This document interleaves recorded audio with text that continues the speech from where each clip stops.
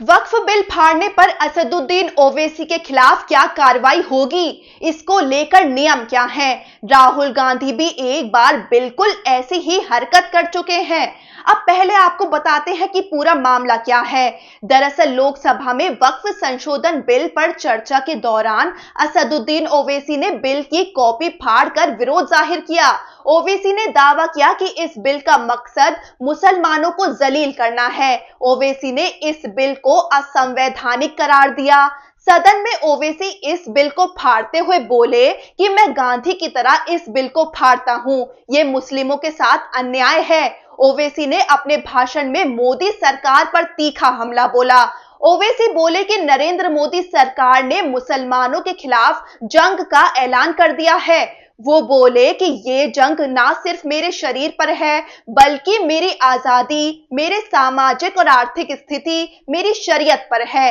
वो बोले कि मेरे मदरसों, मस्जिदों और दरगाहों को निशाना बनाया जा रहा है।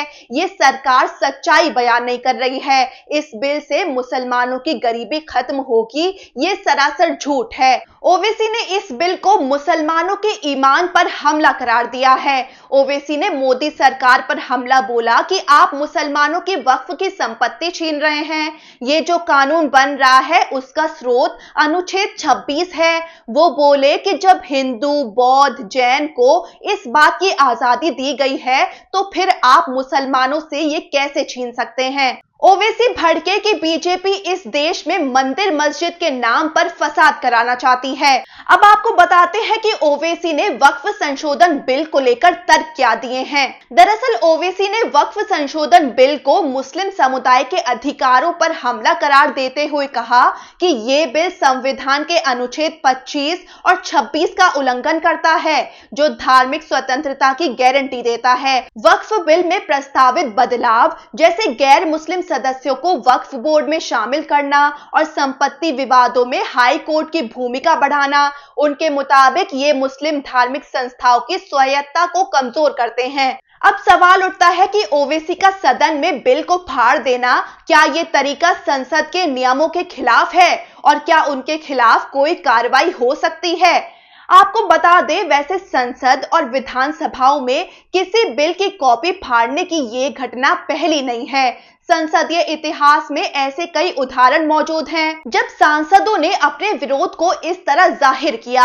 16 दिसंबर 2019 को सीएए यानी नागरिकता संशोधन बिल पर चर्चा के दौरान खुद ओवैसी ने ही इस बिल की कॉपी फाड़ी थी। उन्होंने तब कहा था कि ये बिल संविधान के मूल ढांचे के खिलाफ है। इससे पहले 2011 में लोकपाल बिल पर चर्चा के दौरान राज्यसभा में आरजेडी सांसद राजनीति प्रसाद ने भी बिल की कॉपी फाड़कर सरकार के खिलाफ अपना गुस्सा जाहिर किया था।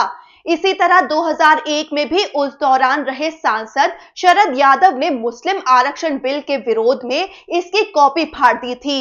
ये घटनाएं बताती हैं कि संसद में इस तरह का विरोध समय समय पर होता रहा है। हालांकि ये हमेशा विवाद का विषय बनता है। ऐसे ही राहुल गांधी का भी एक किस्सा मौजूद है जब उन्होंने भी सदन में बिल फाड़ दिया था। राहुल गांधी ने 27 अगस्त 2010 को लोकसभा में एक बिल की कॉपी फाड़ी थी। ये घटना उस समय हुई जब संसद में परमाणु ऊर्जा दायित्व बिल पर चर्चा चल रही थी। इस बिल का मकसद परमाणु दुर्घटना की स्थिति में मुआवजे और जिम्मेदारी तय करना था। खासकर 1984 के भोपाल गैस त्रासदी जैसे हादसों के संदर्भ में उस वक्त कांग्रेस के युवा नेता और सांसद राहुल गांधी ने इस बिल का विरोध करते हुए इसे फाड़ दिया था। उनका तर्क था कि ये बिल जनता के हितों के खिलाफ है और परमाणु आपूर्तिकर्ताओं को अनुचित संरक्षण देता है। राहुल गांधी का कहना था कि बिल में मुआवजे की सीमा बहुत कम थी और ये विदेशी कंपनियों, खासकर अमेरिकी फर्मों को लाभ पहुंचाने के लिए बनाया गया था।